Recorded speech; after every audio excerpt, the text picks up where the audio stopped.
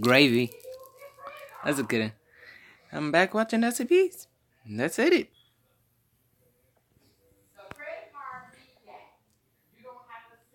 Hey guys, Knight here. This video is not for the faint-hearted. It is about the SCP Foundation, a secretive quasi-governmental organization that locates, Quase. captures, and contains dangerous supernatural creatures, people, and artifacts. The last SCP in this story is captured on home video to see for yourself. SCP, which stands for Secure, Contain, and Protect. The SCP Foundation's official mission statement is: the Foundation operates beyond jurisdiction, empowered and entrusted by every major national government with the task of containing anomalous objects, entities, and phenomena.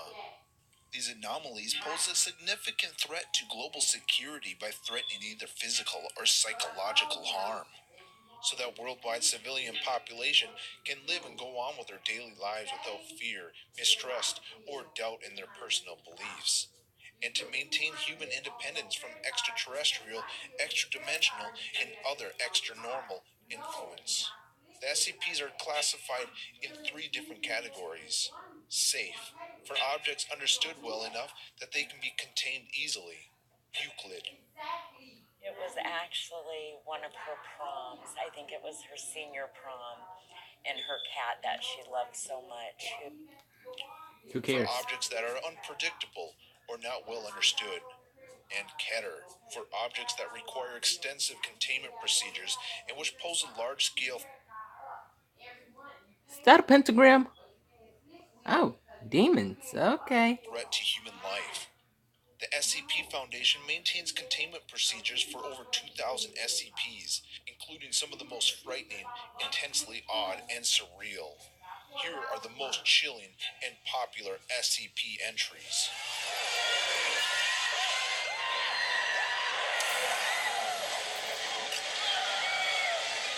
And y'all not running. Why? SCP-106. Classification: Keter. Cutter. No physical interaction with SCP-106 is allowed at any time. All staff are to remain at least 60 meters away from the containment cell at all times. SCP-106 appears to be an elderly humanoid with a general appearance of advanced decomposition. This appearance may vary, but the rotting quality is observed in all forms. SCP-106 is not exceptionally agile and will remain motionless for days at a time, waiting for prey. SCP-106 is also capable of scaling any vertical surface and can remain suspended upside down indefinitely. When attacking, SCP-106 will attempt to incapacitate prey by damaging major organs, muscle groups, or tendons, then pull disabled prey into his pocket dimension. SCP-106 appears to prefer human prey items in the 10 to 25-year-old age bracket. SCP-106 causes a corrosion effect in all solid matter it touches, engaging a physical breakdown in each material several seconds after contact. This is observed as rusting, rotting, and cracking of the material, and the creation of a black mucus-like substance. This effect is particularly detrimental to living tissues, and is assumed to be a pre-digestion action. Corrosion continues for 6 hours after contact, after which the effects appears to burn out. SCP-106 is capable of passing through solid matter, leaving behind a large patch of its corrosive mucus. SCP-106 is able to vanish inside solid matter, entering what is assumed to be a form of pocket dimension. SCP-106 is then able to exit this dimension from any point connected to the initial entry point.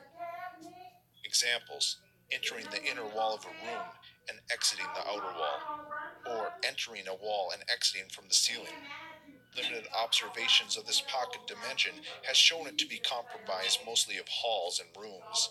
This activity can continue for days, with some subjected individuals being released for the express purpose of hunting. SCP-106 appears to go through long periods of dormancy, in which it will remain completely motionless for up to 3 months. The cause for this is unknown. However, it has been shown that this appears to be used as a lulling tactic. SCP-106 will emerge from this state in a very agitated state, and will attack and abduct staff and cause gross damage to his containment cell and the site at large. SCP-106 appears to hunt and attack based on desire, not hunger. SCP-106 will attack and collect multiple prey items during a hunting behavior event, keeping many alive in the pocket dimension for extended periods of time. SCP-106 has no determined limit and appears to collect a random number of prey items during an event.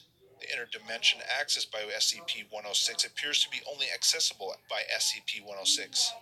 Recording the transmission devices have been shown to still operate inside this dimension, though recordings and transmissions are very degraded. It appears that SCP-106 will play with captured prey and appears to have full control of time, space, and perception inside Pull out the the dimension. Glock and make In it the event drop. of a Ooh. breach event by SCP-106, a human within the 10 to 25 years old age bracket will be prepped for recall, with the comprised containment cell being released and restored for use.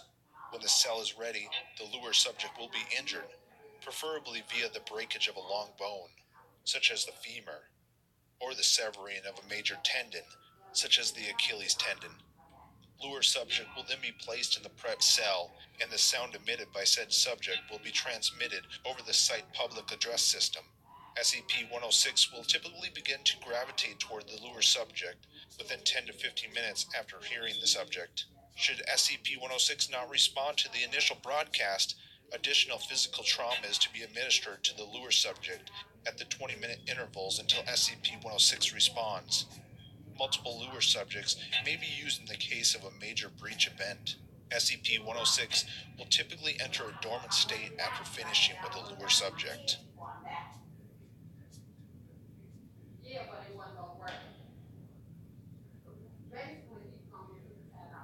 SCP-087. Classification: Euclid. SCP-087 is a unlit platform staircase. Stairs descend on a 38-degree angle for 13 steps before reaching a semicircular platform of approximately 3 meters in diameter. Descent direction rotates 100 degrees at each platform. The design of SCP-087 limits subject to a visual range of approximately 1.5 flights. A light source is required for any subjects exploring SCP-087, as there are no light fixtures or windows present.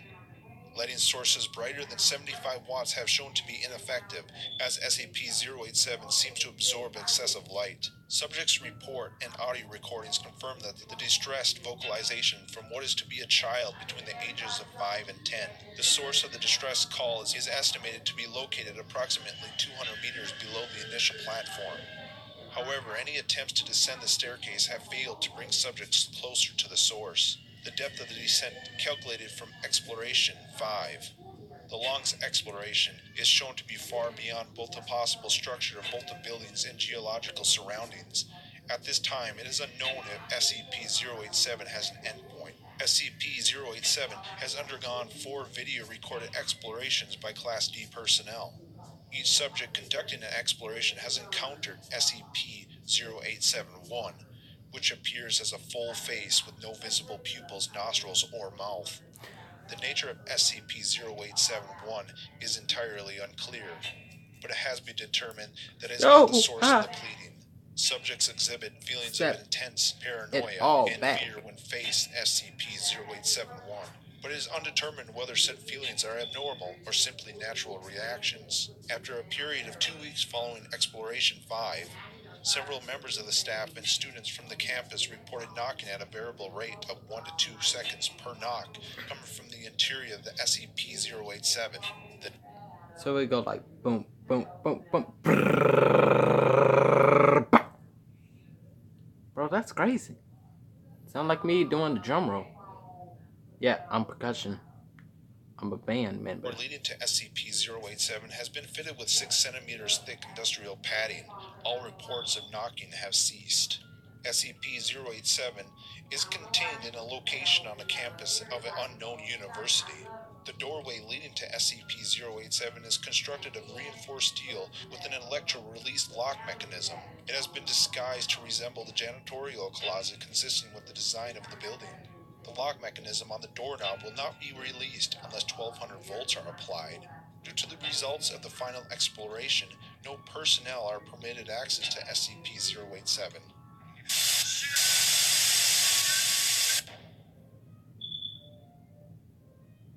SCP-096. I was about to run? SCP-096 is to be contained in its cell.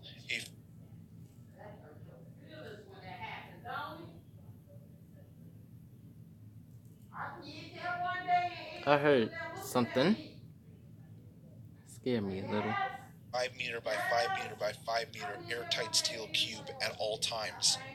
Weekly checks for any cracks or holes are mandatory.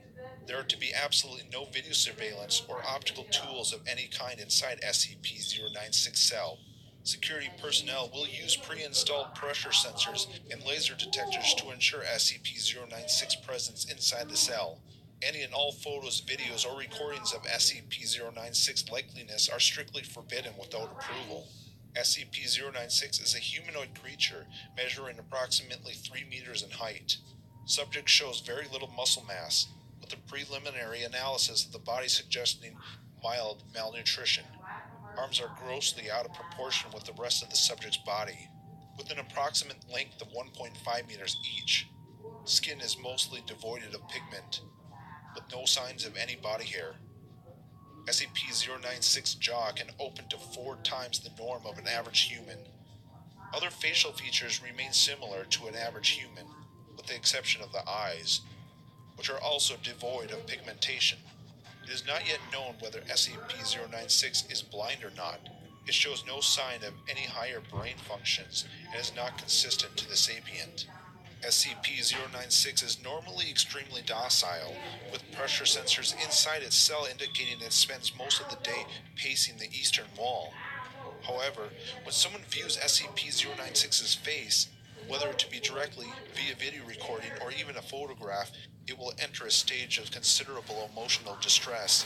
SCP-096 will cover its face with its hands and begin screaming, crying, and babbling incoherently. Approximately 1 or 2 minutes after the first viewing, SCP-096 will begin running to the person who viewed its face, who will from this point on be referred to as SCP-0961. Documented speeds have varied from 35 kilometers an hour, and seems to depend on distances from SCP-0961. At this point, no known material or method can impede SCP-096's progress. The actual position of SCP-0961 does not seem to affect SCP-096's response. It seems to have an innate sense of SCP-0961's location. Upon arriving at SCP-0961's location, SCP-096 will proceed to kill. 100% of cases have left no traces of SCP-096. SCP-096 will sit down for several minutes before regaining its composure and becoming docile once again. It will then attempt to make its way back to its natural habitat.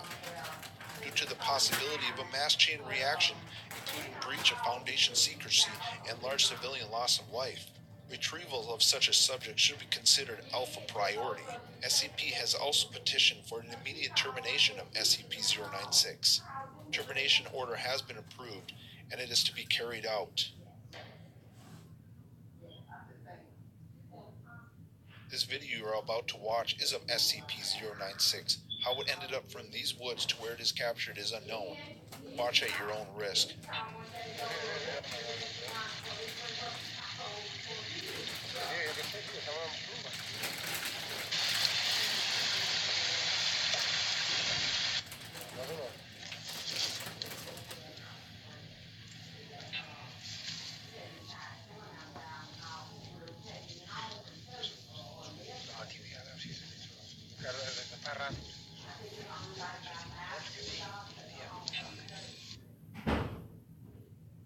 Watching football can be exciting, but going to Atlanta in February to experience the big game in person, that's epic.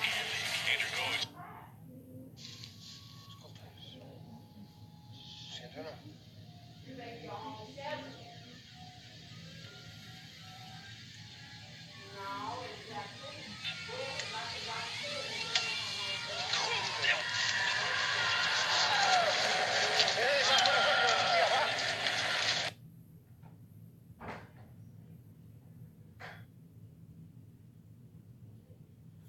That was unnecessary.